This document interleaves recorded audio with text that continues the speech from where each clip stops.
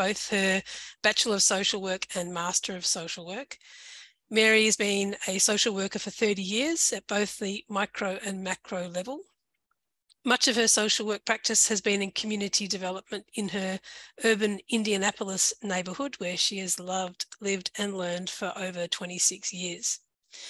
Mary's transformative experiences teaching students as an adjunct beginning in 2013 inspired her to pursue her PhD.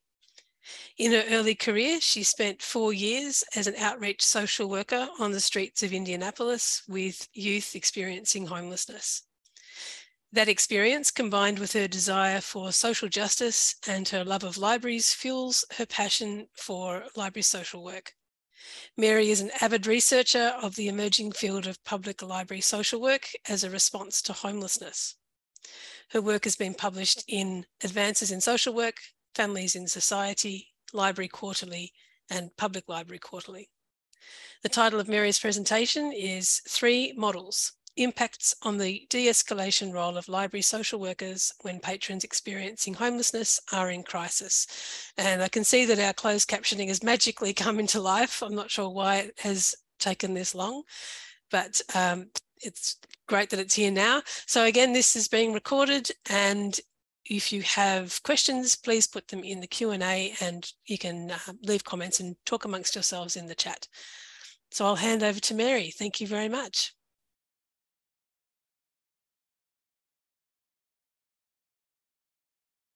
And Mary, you're muted.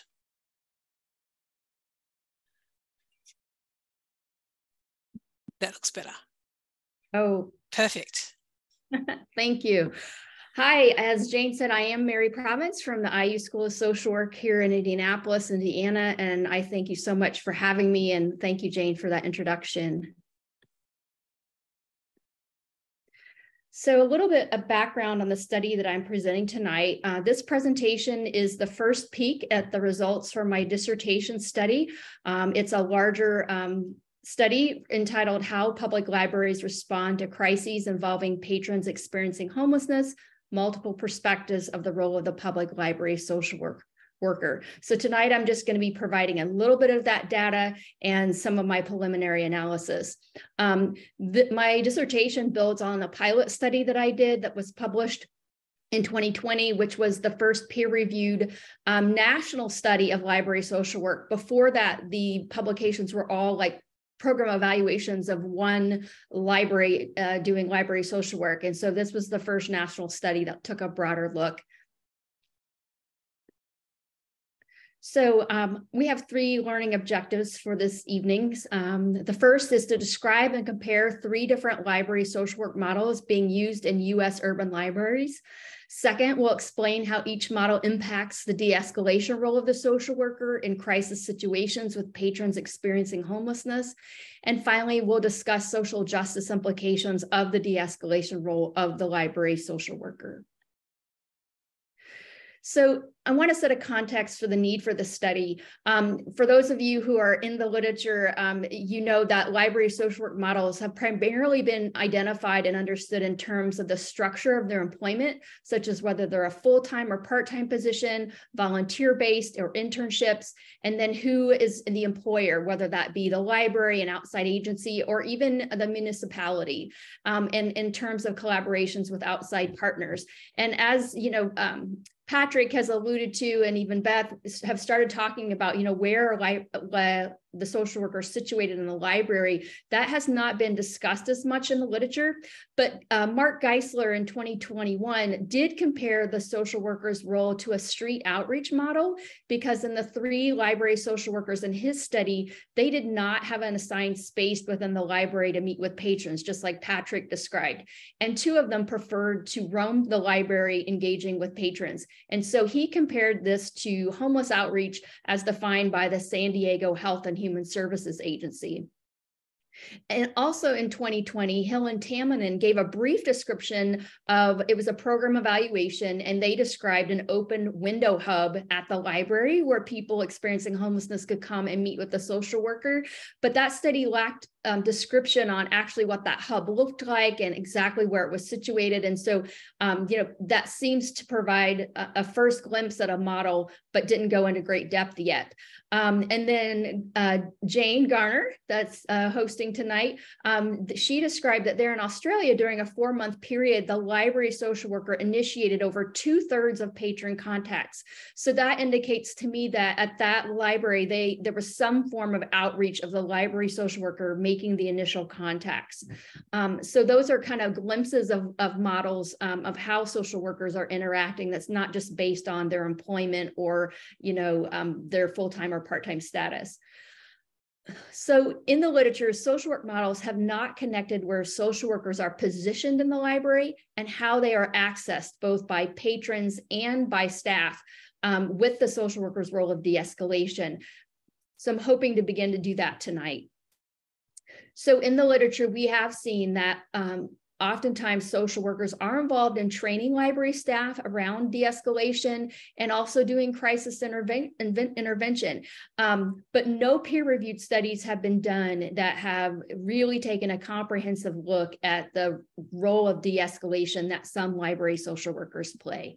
And I want to say that specifically because different social workers have different, views of their work. And so different social workers will play different levels of de-escalation. So introducing to the methods of my study, I used an explanatory embedded multiple case study design. And I know that's a real mouthful, but it just means that I had multiple cases that each had several units of analysis. And I closely followed Robert Yen's case study method. And each case was analyzed separately, followed by a cross-case analysis. So in my case, I had 3 libraries, and each library served as a case, and then there were 6 units of analysis. So eligibility requirements for a library to be considered, they had to be in a US city of 100,000 people or more, with at least 1 full-time degreed social worker who worked with patrons experiencing homelessness. Now, they could do other things as well, but they had to at least serve some patrons experiencing homelessness. So I predetermined that the downtown central branches would be selected because that's where in the US, typically where most patrons experiencing homelessness are. And so ultimately, the 3 libraries that were chosen were in cities that far exceeded the 100,000 threshold requirement. They were in 3 different states in 2 different regions of the US. And each of the 3 libraries also were impacted by migration and or immigration patterns that brought more and more people experiencing homelessness to their cities and ultimately to their library. And sometimes I even heard stories about it was almost a forced migration where some locales would want to export their patrons or their people experiencing homelessness to a neighboring town. And so in at least 1 or 2 of my libraries, this type of behavior was happening. So at each library, I got the perspective of 6 broad roles: the social workers, front-facing library staff, library police or security, patrons experiencing homelessness, the branch manager, and the chief executive officer. The first 3 roles were both surveyed and interviewed, and the last 3 roles were interviewed. The interviews were conducted over Zoom using open-ended interview guides that differentiated by role, and Qualtrics surveys were also specialized by role and contained both open and closed-ended questions. So on to my findings. Here you can see the number of participants by role and data source. At each case, the first 3 roles had the same number, as I intentionally set out to interview 3 patrons experiencing homelessness at each case. And there was, of course, only 1 branch manager and 1 CEO at each case. For the last 3 roles, all employees in that role were given the opportunity to participate in the survey, and all participants who completed a survey were also given the opportunity to be interviewed. The number of interviews at each case ranged from 13 to 18, and the number of surveys varied more, with 17 at case 1, 33 at case 2, and 41 at case 3. In total, across the 3 cases, I had 107 unique participants, with 22 at case 1, 38 at case 2, and 47 at case 3. So survey participation rates were high for social workers, with 100% of the full-time social workers taking the survey, and also all of the social workers were interviewed. Security participation rates were very high on the surveys, ranging from 57% to case 2 to 80% at case 1 and 92% participation at case 3. Now, I will say I didn't get the opportunity to interview near as many guards as I wanted, but their voice is definitely heard in the study through their high participation rates in the survey. Front-facing staff survey rates were somewhat lower, ranging from 24% at case 3 to a high of 45% at case 1. So here you can begin to look at the participant demographics. Of those who reported their gender, participants were primarily women for all roles with the exception of security. And for participants who shared their race, patrons experiencing homelessness, security guards, and social workers were predominantly Black, while front-facing staff were mostly white.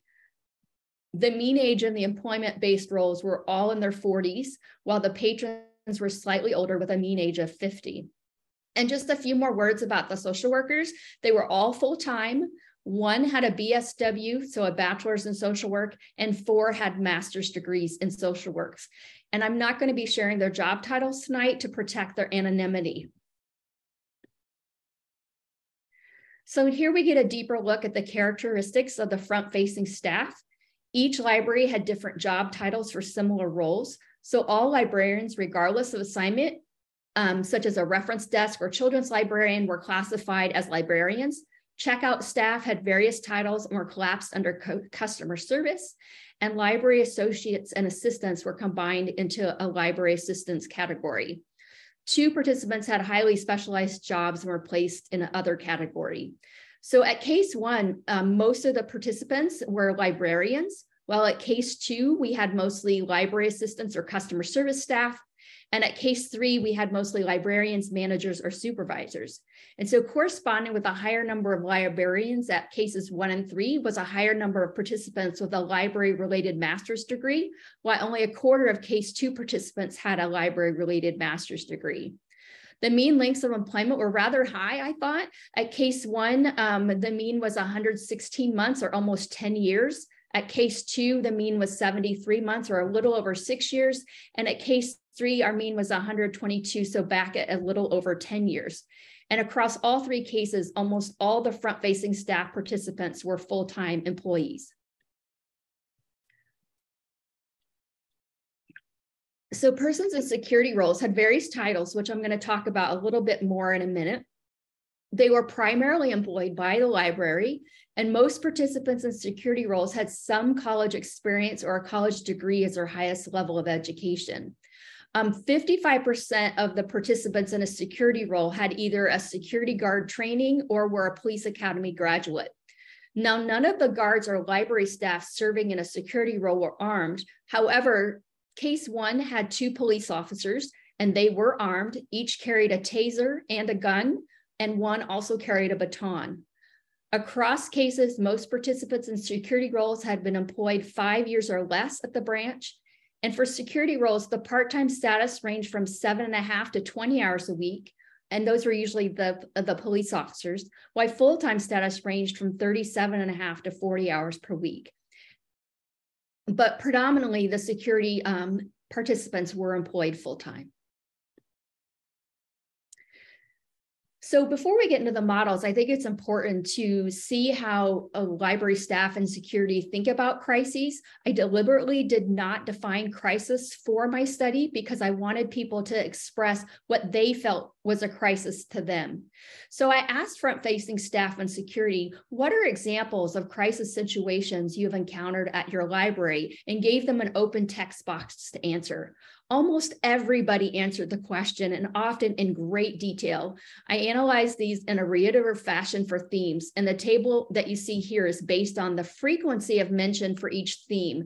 So just to clarify, those numbers do not represent people, they represent the frequency of each time a theme was mentioned. So one person may have given 3 examples of violence, and so that would count as 3 different examples.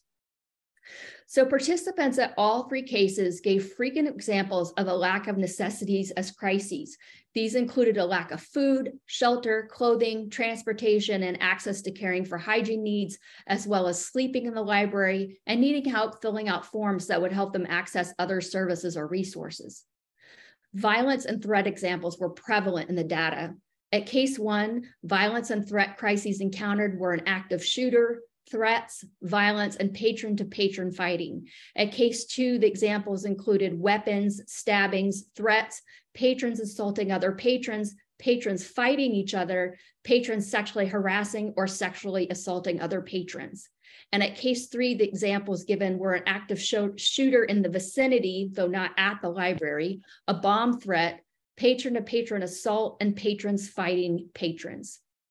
So the violence and threat category did not include mentions of specific threats to violence towards personnel. While certainly they were exposed to danger in many of these prior examples, the participants did not specifically say they were targeted. So I created a staff endangerment category to capture incidents where they described that they were either targeted themselves or that another front-facing staff or security member had been targeted. So at case 1, where police officers were always on duty, none of the participants offered any specific incident targeting their personnel. However, at case 2, there were many examples. Now at case 2, even though they didn't have police officers at the time of the study, they recently had unsworn uniformed sheriff's deputies on site. So I have to presume that these examples both occurred during and after the presence of the deputies. So the examples of staff endangerment at case 2 were patrons stalking staff outside the library, patrons threatening staff, patrons fighting or assaulting a staff or security team member, sexual harassment of staff by exposing themselves and masturbating while staring at the staff member. And at case 3, only 2 examples of staff endangerment were given, almost being attacked for waking up a patron and being, quote, physically aggressive to staff without any detail given. So at both cases 2 and 3, participants shared multiple examples of patrons being victimized primarily outside of the library and then coming to the library in need of help. Mental health crises, medical emergencies, and substance use issues were reported at all 3 cases. Mental health crises were prevalent, and suicidal patrons were reported at all 3 libraries, including a suicide attempt at the library at both cases 1 and 3. Substances were also of concern at each case, including reports of overdoses at each site, and a wide variety of medical emergencies were also reported at all 3 cases. There were also less serious forms of crises, including noncompliance, communication difficulties, and strong emotions. A variety of noncompliant behaviors were described with words used such as belligerent, aggressive, confrontational, disruptive, and uncooperative being used. At all 3 cases, communication difficulties were listed as crises. Yelling was reported frequently at each case, and strong emotions were given as crises at each case, with the most examples at case 2. I do want to make a personal comment here. As a social worker, this really surprised me because as a social worker, I'm trained to deal with emotions and deal with them all the time in my work. And so front-facing staff and security often found these strong emotions as a crisis. So I thought that was a really important finding and something to help us understand each other's roles in training. So before I present the social worker model at each case, I want to get back to the security team at each case because they were very different at each library and they each interacted with their social workers in different ways. So at case 1, there was a team of unarmed security guards assisted by 2 armed off-duty police officers. Now, these were not always the same 2 officers. They rotated in, and oftentimes they had to be kind of introduced to the library and shown around in the morning. Some of the officers were repeat people that came back, but oftentimes these officers were having to be acclimated to the role that they were going to play at the library each time they came to work. So this combined team was led up by a designated library staff member who jokingly told me he had been, quote, pulled into a dark room about a year prior and told he was the head of security. At case 2, there was a very different model that was being used, and they used persons in charge, or PICs for short. So their PICs, they had 3 full-time library staff that were working in security roles, and they also had contracted unarmed security team. At case 3, there was an unarmed security team, and some of them were off-duty police officers or had military experience, and they had at least 4 on duty during open hours. And this team was led by a former police officer who multiple participants described as very compassionate, and that she was leading her team into a more compassionate response. So now here you can see that we get to the 3 models of social work practice. And as you can see, I've organized it. I not only talked about the level of staffing they had, but I highlighted how social workers were accessed by patrons and staff and security, where they were positioned, and then finally how that connected to their de-escalation role. So at case 1, we have what I call a sign up and summon model. Using a staffing model of 6, this team is accessed via a sign up sheet that is posted 2 hours before the social work team begins meeting with patrons. They meet with patrons in a large open room with 4 desks spaced far apart, and they're nearby the main security desk. The BSW social worker plays a primary de-escalation role and is often summoned to the location of a crisis throughout the library by police officers, security guards, and the branch manager. And as I talked with them, I really got the insight that the social worker was seen as a de-escalation expert, and that police often sought her out to help them with patrons. She helps de-escalate the situation by trying to help meet the patrons' needs. She had prior relationships with many of the patrons, and that would give her a foundation to leverage during a crisis. She also coordinated with police on site and a crisis mobile team that she could call. The head of the security team, and remember that was the library staff who got pulled in the dark room, he shared an example with me of how they had used the social worker for help with a man who he described, in quotations, really bad schizophrenia, end quote, and described that the man had 8 or 9 personalities expressing themselves with various needs.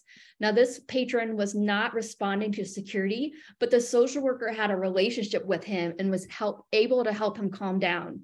He did ultimately have to leave the library that day because he had caused, in quote, a commotion, but he was not banned and he was not arrested. And according to the security personnel, his arrest would have been a likely outcome had the social worker not been there. At case 2, they had what I call an outreach and summon model, and has a much smaller team of 1 full-time MSW and 1 full-time licensed mental health professional. I do want to note that the mental health professional did not participate in the study, but they both worked for a crisis response agency, and they were literally a crisis response team that was outsourced to be located at the library. Now, the social worker did have an office, but it was back in the private staff area, so she never met patrons there.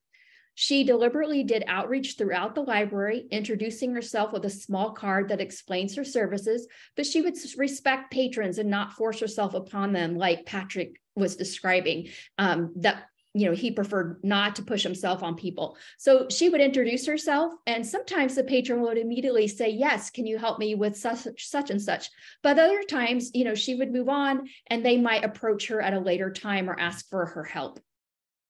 She also spent 2 to 3 hours at the front of the library at a storefront type window where patrons could walk directly up to her or staff could escort them over. Staff could summon the social worker via the PIC for any patron, whether the patron asked for the social worker's help or if the staff just perceived that a patron was in distress. They could call the PIC, and then the PIC would streamline the call so that multiple staff are not calling the social worker at once. It was a pretty quick process, with the social worker arriving usually within 3 to 4 minutes. And one library assistant described in his own words, "So I just asked the patron to wait there for a minute, and sure enough, our social worker comes up trotting up to the rescue," end quote. The PICs often summon the social worker to the location of a patron crisis throughout the library. And this social worker had a primary de-escalation role also in low to moderate crises that had not escalated to violence. And that was a clear demarcation line at this library, that the social worker would not involve herself at the level of violence. She would also, just like the worker at case 1, leverage her existing patron relationships. She would listen, assess, and meet felt needs. Sometimes she was able to de-escalate by simply providing a resource or helping them navigate a complicated social service problem.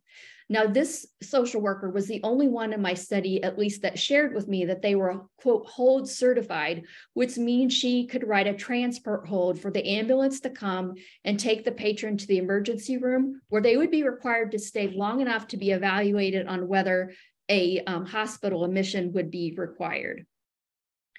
Case 3 used the social work center model and had a staff of 6. And they also used the sign-up method, but they had a separate center on the 3rd floor that had 3 private offices and a large room where patrons could wait, use a designated phone, and also use a designated computer. Now, this team was also an expert in de-escalating patrons in crisis, but they only did it within their center and using very similar methods to the other 2 models. But this team had an emphasis that and a policy that patrons must seek their help voluntarily. So they did not do a de-escalation elsewhere in the library, only in their own domain. However, sometimes they did provide consultation to help advise security in their interventions and help decide if police, emergency medical, or a crisis response team should be called. So they would, maybe come alongside and observe, make some comments, and do some assessment, but they would never approach a patron in the library that was in crisis that had not asked for their help. There were some rare exceptions in this library that they did make for if there was an unaccompanied minor child in the library, they would come out and help that child in crisis if requested. So I think, let's see, just checking on timing here. So I think I can keep moving forward. So both front-facing staff and security, I asked them an open-ended question in their survey. How, if at all, do you feel having a library social worker has impacted how you respond to a patron experiencing homelessness who is in crisis? So here I was really trying to get at that meso role of the social worker, where they might be coaching or training or modeling and equipping librarians and library assistants and security to be more equipped to respond to crises. But what was so fascinating in their answers was that a few of them did report some change in their own responses, but instead, many of them gave me responses that didn't answer the question that I asked. Instead, they shared with me how the social worker was beneficial in a crisis, both to patrons and themselves. And this is the piece of that answer that I've outlined here in this table. So at each case, multiple participants reported the benefit of having a social worker easily accessible on site in the midst of a crisis. This was seen as a benefit to be able to directly connect a patron right there in the building with someone that can help, rather than sending them away to another location that they might not ever get to. That being said, there were mentions at each case that sometimes the social worker wasn't available. It seemed like even with the libraries that had, up to 6 people on their social work team, that there just never was enough coverage, that there were still hours of the library being open where there's not a social worker on duty. So across cases in both roles, participants reported the value of having a trained professional to help patrons experiencing homelessness and crisis. The most poignant comment came in this regard. It was made by a librarian at case 1, and I'm quoting, "MLIS staff is not trained to be MSW staff. It is like asking a dentist to perform brain surgery. Just because the 2 deal with the head, they are very different disciplines, 2 very important and very different disciplines," end quote.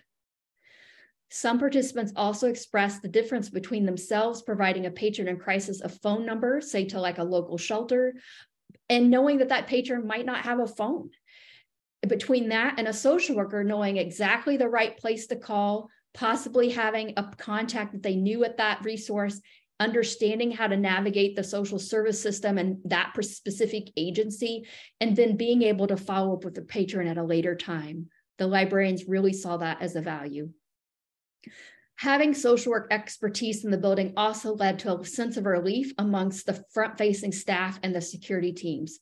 Several mentions indicated relief having someone trained to handle these situations in a way they were not trained. Responses in this theme varied, but included reduced stress, saved time, feeling supported during a crisis, and less staff confrontations with patrons experiencing homelessness.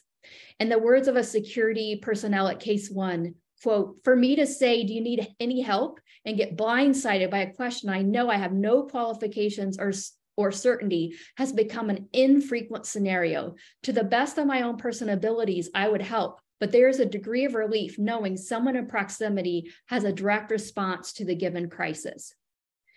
In addition to experiencing relief, participants also reported that having the social worker help de-escalate a crisis or avoid one altogether, primarily by being able to meet patron needs, which would reduce the frustrations and distress. At Case 3, a security guard explained, "The social worker is a great help for us. Having someone who's able to talk and help with resources that doesn't wear a uniform and can help calm down patrons and avoid the disruption that can come from the person in crisis." However, sometimes the social worker wasn't always able to prevent a call to the police, as described by a front-facing staff at Case 2. This staff had witnessed the social worker repeatedly de-escalate situations and prevent incidents, but admitted that sometimes the social worker can't do anything to help the situation and we still have to call the police. So there's a lot of social justice implications. I'm going to kind of really rapidly summarize this because I want to leave time for questions. But as you know, here in the US, we've had a lot of issues with racial discrepancies and the criminalization of homelessness and disparities in how people having mental illness and people of color and veterans are treated by police. And so these issues of when and how libraries contact the police are of great importance. And social workers have been shown in the early research, both my own and Sarah and Zetterval and Mary Neanow and Schweitzer out of Canada, it's been shown already in the early research that having a library social worker can help reduce the reliance on law enforcement. But I do want to point out, as the examples that have been given throughout tonight, and specifically the examples on my presentation, library staff and security are facing some very dangerous situations. So I don't want to oversimplify things and say, hey, we need to get rid of all police and libraries, because I don't think that's necessarily a safe answer. But I think we do need to consider how we can reduce reliance on law enforcement, especially when we're dealing with such vulnerable populations. Study limitations include that I was the sole researcher, and that's because it's my dissertation. I do have a great advisory and dissertation team that helped, advise me along the way. There were 46 interviews, which was a huge amount and precluded line by line coding. And of course, it is limited to the US and to urban downtown libraries. So with that, of course, all my references, I will open it up to questions. Thank you so much, Mary. I think the Australians here are just reeling at the level of danger and violence in libraries there. It sounds like a battlefield. Certainly from the comments that have been coming through on the chat, it seems that if we redid your study in Australia, we'd get a very different sort of results about the threats that are occurring in libraries, which is hopefully the case. Do you have, I know Mary talked about having library police is a completely new concept for us, but armed guards in libraries. How do you do that without frightening people off, without them becoming hostile environments? Yes, and that was a question that the CEOs, especially at Case 2, was really wrestling with. They had transitioned from sheriffs, unsworn sheriff's deputies who at one point had been in uniform to now having unarmed security guards. And, they had also played around a lot with how their guards were dressed to kind of, can we make them look more informal and more safe? They were very aware that vulnerable populations have at least here in the US, oftentimes very stressful relationships with police. And so they did not want to make people feel unwelcome. So they were grappling with that. I personally think after all the interviews that I did, and I think the most promising model that I saw was the person in charge model. That was something I had never heard of before. Perhaps those of you in library world had, but as a social worker, it totally took me by surprise. And these people in charge were incredibly talented. They worked closely with the social worker. And at this particular library, they were absolutely resistant to calling the police.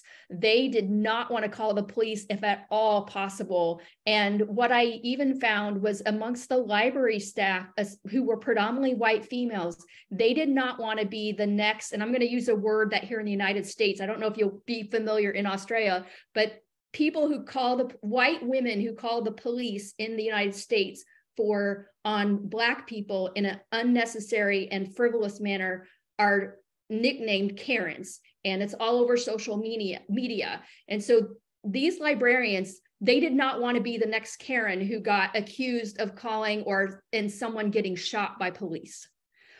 So they were very resistant. And I found that across the data that people in all the libraries, with the exception of the guards at Library 3, who were predominantly African-American, they had no hesitations to call the police.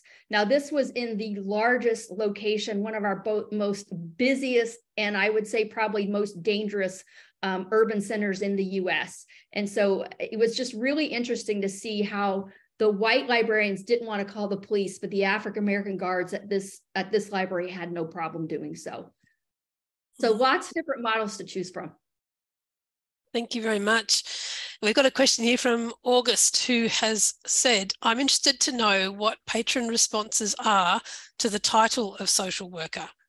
In my experience, people often have pre-existing ideas about what social workers do that can make them less likely to engage with us, especially outside dedicated social service contexts. Yes, that's a great point. People often, at least in the US, associate social workers with child welfare and taking your kids out of your house. That's like one of those stereotypes that we battle here in the US. Many of the social workers had other titles. So again, I'm not going to share those titles because they are so specialized to each library system that these workers might get recognized if you really dig deep. And so using other titles other than social work can be helpful. Although social workers are required to display our credentials. So anybody who knows what an MSW means or LCSW, they're going to figure out that you're a social worker. But, you know, these social workers actually found, and what I've found in my previous research is that the library played a role in helping to soften that social service presence, because the library is where everybody feels comfortable, right? Anybody can walk in. And so you didn't have to be homeless to get services. You could just, the moment you walked in the door, you were eligible to be served by that social worker. You didn't have to pay. You didn't have to have session time limits where, oh, our 15 minutes is up. Sorry, see you next. None of that happens. And so patrons actually feel very comfortable with meeting with social workers in the library. Yeah, great. All the patrons that I interviewed absolutely loved their library social worker. I think I only had one or two that maybe hadn't sought a lot of their help, but overwhelmingly the patrons experiencing homelessness felt very comfortable seeking services from their social worker at the library. It could be also something to do with the fact that it's a more established practice in the US, whereas here it's really in its infancy. So maybe that perception will change over time as we become, more commonly putting social workers into our libraries. We also have a question from Sarah. She says, how important do you think the boundaries of the social work roles are at each library? And do you think they are determined by the library policy or the social workers themselves? Great I imagine, says a wee bit more. She says, I imagine it could be overwhelming to have to respond to any issue that a patron presents with, rather than within a specific service provider, or perhaps it's based on a general crisis or emergency model. Mm-hmm. That's a great question. At case 3, the one that had the social work center model, I was told more than once that it was a policy that they would not approach somebody that had not asked for their help. I did not find out if that policy was set by the library or set by the social worker. But what I can tell you is that the social work team there was highly experienced. They had incredible connections to social services, to understanding health insurance, helping people sign up for, healthcare, very incredibly trained team. But they did not feel that they were mental health experts, and they did not feel like that was their role. So I do think that their philosophy and their experience definitely affected that. In fact, one of the social workers told me that she felt it would be discriminatory for a librarian to buzz her up and say, hey, come check out this guy down here. He looks like he's in distress. She said that would be discriminatory for me to walk up to that man. Now, that was not the view of the social workers in the other two libraries. They had no problem with, approaching a patron that had not specifically asked for help. So I think one of the takeaways that I'm going to highlight when I write all this up is that library administrators really need to think about ahead of time if they want the social worker to play a de-escalation role and what that looks like, and because they need to interview based on that. They need to find out if that social worker has de-escalation expertise, because not all social workers do. They need to find out if they have mental health assessment expertise, because, most of us do, but there might be a few that don't, and they need to find out if that social worker is comfortable with being in a situation that could escalate to violence and where that dividing line is. So even in case 2, where this library social worker had years and years of crisis intervention response, like she had been on a crisis response team in her other work, where she had actually been out on calls with police. So she was very comfortable in those types of settings. But even with her level of experience, violence was the demarcating line where she would either not approach or back off once it got to that point. Terrific. Question here from Farasat from Auckland says, do you think other social groups or social issue support groups are advocating or pushing most of their work towards public libraries, since they are public spaces and they're public areas and are accessible most of the time? Do you feel that's a trend, that people, sort of social support groups, are saying head off to the library, they've got a social worker? Well, even though we kind of dominate the literature right now because we were the first and have so many social workers, so it seems when you compare the number of social workers to the number of libraries, it is a really rare actually in the US for a given library to have a social worker still. So I don't think in the majority of places that's happening. However, there was one of the libraries that told me that the neighboring town that was kind of a touristy town, they thought that the town where this library was located had kind of solved homelessness. So they were literally either, I want to say, I think actually transporting people or giving people bus tickets to this town and saying, hey, go to this town, go see the social worker at the library, they can help you get housing. So people were actually showing up at the library sent by this other town saying, hey, help me solve homelessness. They told me you can do it. And the social workers being like, sorry, I guess you got the wrong message. I'm happy to help you, but the process of solving your homelessness is not a, one and done thing. And they would actually have to have multiple visits with that person to begin piece by piece solving those issues that they needed help with to obtain housing. Yeah, and I imagine it would be very much a localized solution too. What works for someone in one town isn't going to necessarily help somebody in a different town. So yes. Yeah, it's not particularly helpful. One last question I reckon we've got time for. Christopher says, should social work be an extra service that libraries should offer to patrons, or is it just a help for the libraries to deal with patrons' issues or needs? I don't think it's fair to say libraries should do anything other than provide information services. I think it is fair to say that each library and each community needs to make their own assessment to see if social work, A, is needed, and 2, if it's a good fit. I think that Patrick's story was really demonstrative of maybe a library quickly moving to a social worker without really fully understanding what a social worker will do. And as Patrick said, any social worker worth their salt is going to be pushing those, pushing issues of social justice. That is core in our ethics. And so if that is not compatible with a given library where they're ready to go, then perhaps they might be better off to look at other options until such time as they are ready to collaborate on that level. Yeah, terrific. All right, well, we have gone over the 12:30 mark here in our time.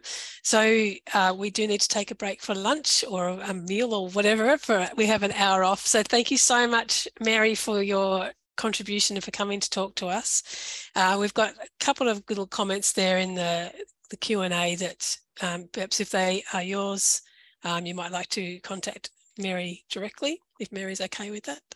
Yes, please do. My email was on the presentation, or you can grab it through us. We can certainly help you find Mary. And Mary has written quite a lot of scholarly literature too, which is really great to read if you're interested in learning more about her study. So